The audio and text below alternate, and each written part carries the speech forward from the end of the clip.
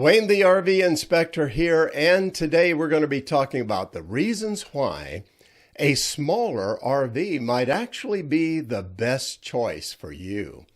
You know, there's no one-size RV that actually fits everybody's needs and wants.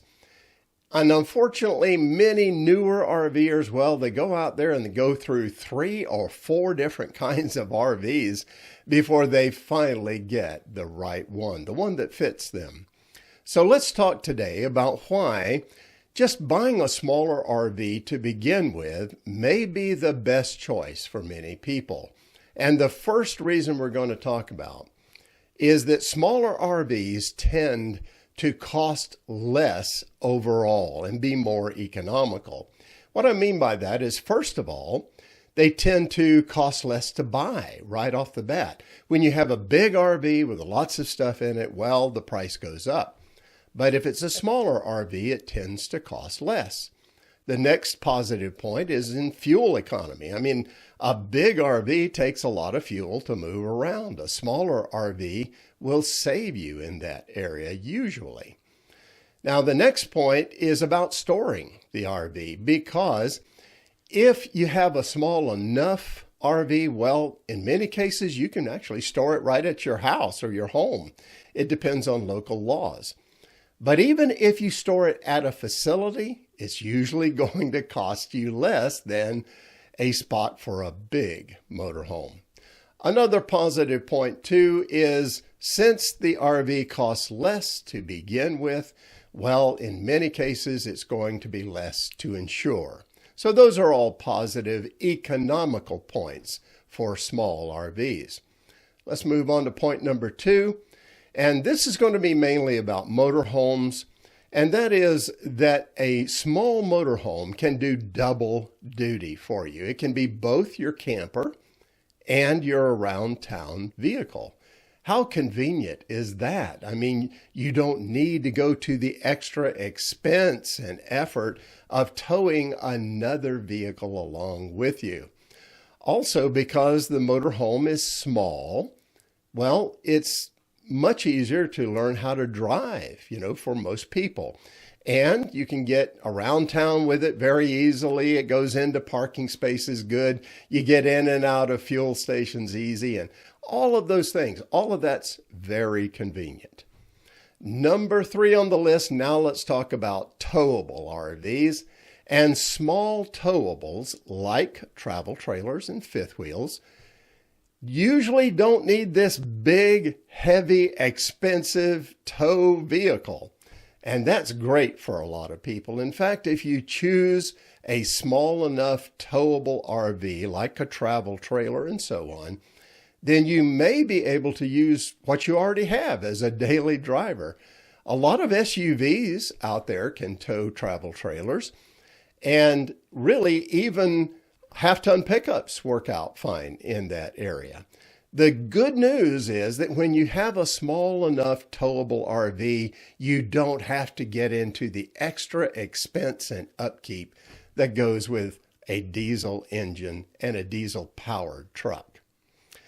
Let's move on to number 4 on the list, and that is you can take your RV almost anywhere and camp with it if it's small enough. It's a lot easier to put it in state parks, in national parks. If you belong to Harvest Hosts, well, you pretty much have the whole network available to you if you have a small RV. And boondocking is easier. If you have a big rig, getting in and out of remote areas can be tough, but it's a lot easier with smaller RVs. Well, those are all 4 great points in favor of smaller RVs. Not everything is great about smaller RVs, though. Let's talk about some things you may need to think about. Number 1, and that's the biggie, there's less living space in a smaller RV. You may not have any slides to open up the living area. Now, of course, for a lot of people, that's actually a positive. They don't like slides. But the living space is going to be less. What I recommend is, if you're going to go for a smaller RV, it calls for a mental adjustment on how you're going to spend your time. Relaxation time should be thought of being spent more outside the RV and not inside the RV. And if you make that mental adjustment, then in many cases you'll be fine. But the next point you got to think about is you're going to have smaller holding tanks in general. A smaller freshwater tank, smaller gray water, and black water tank. What that means is you're going to be dumping those tanks more often. You're going to be having to fill up your freshwater tank more often for boondocking. Number 3 on the list, there's going to be less cargo capacity in smaller RVs. This is something you really got to watch very closely. Now, when you have a big RV, and I'm talking about like a diesel pusher motorhome, very often there's so much cargo capacity there that you can't really ever fill it all up.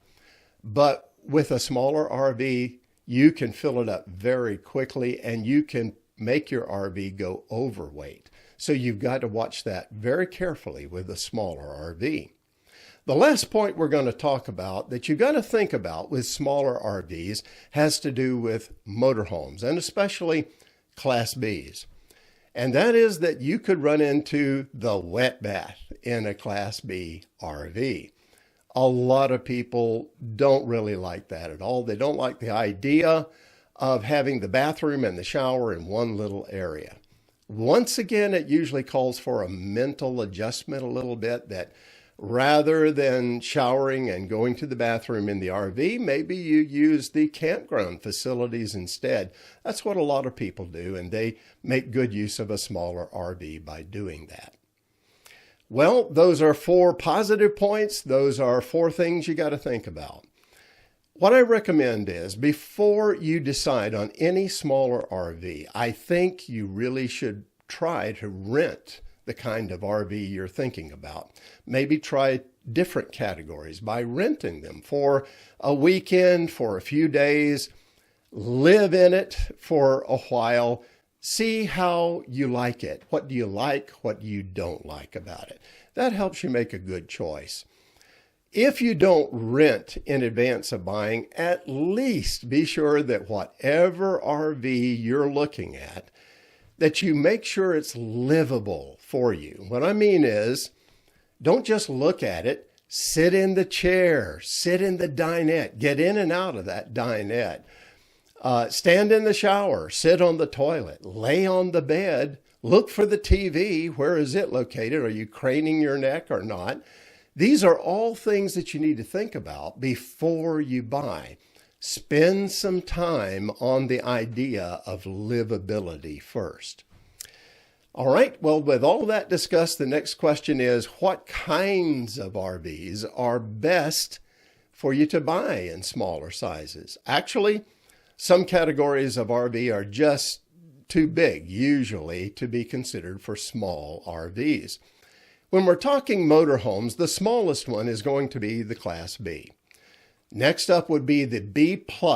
Some people call them small Cs, but I like the term B+. They're a little wider than Class B. And then you have the small Class Cs. Now, don't look at the big, long Class Cs. Just keep it in the small area. When we're talking about towable RVs like travel trailers and fifth wheels, honestly, if you're looking for a smaller RV, you're going to find a lot more choice in the travel trailer category than you do in the fifth wheel, although there are some there as well that could be considered. But no matter what category of RV you decide that you want, you're going to need a reliable, good quality RV as well. So how do you know how to get that? I'm an RV inspector. I inspect hundreds of RVs every year at national, regional, local RV shows and on dealer lots. And then I produce guidebooks on each RV category so you'll know which brands are building the best quality RVs out there. And you won't be wasting time with the poorly built ones. If you pair the category best brands guidebooks with my new or used RV buying guide, well, then you're going to know how to buy it at the right price, how to make sure it fits you best, and how to make sure it works like it should from the first day of ownership. And with any of my guidebooks, when you get them, you're going to get my personal assistance in the buying process too. And that's it for now. Have safe and happy travels, my friends. Until next time.